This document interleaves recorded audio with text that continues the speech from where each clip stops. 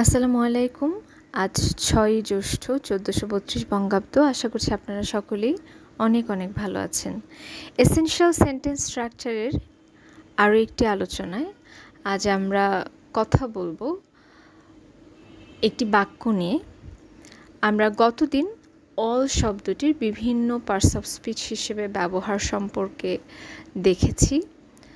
আজ সেই অল দিয়েই আর একটি বাক্যকে ভেঙে ভেঙে আমরা বোঝার চেষ্টা করব যে কোন শব্দ এখানে কোন পার্টস অফ স্পিচ হিসেবে কাজ করছে।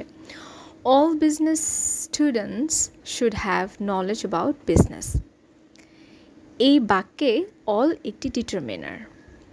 Business adjective, students noun, should modal auxiliary verb এবং have main verb, knowledge noun, about preposition এবং বিজনেস একটি নাউন।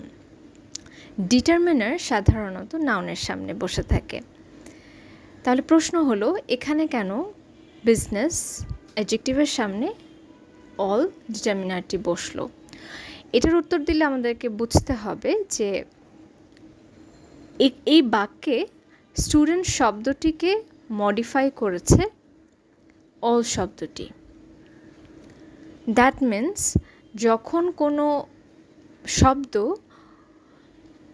নাউনকে মডিফাই করছে তখন সেটি হতে পারে ডিটারমিনার, হতে পারে অ্যাডজেক্টিভ। তো এই বাক্যে অল মূলত মডিফাই করছে স্টুডেন্ট এই নাউন শব্দটিকে। That's why it's a determiner. অসংখ্য ধন্যবাদ।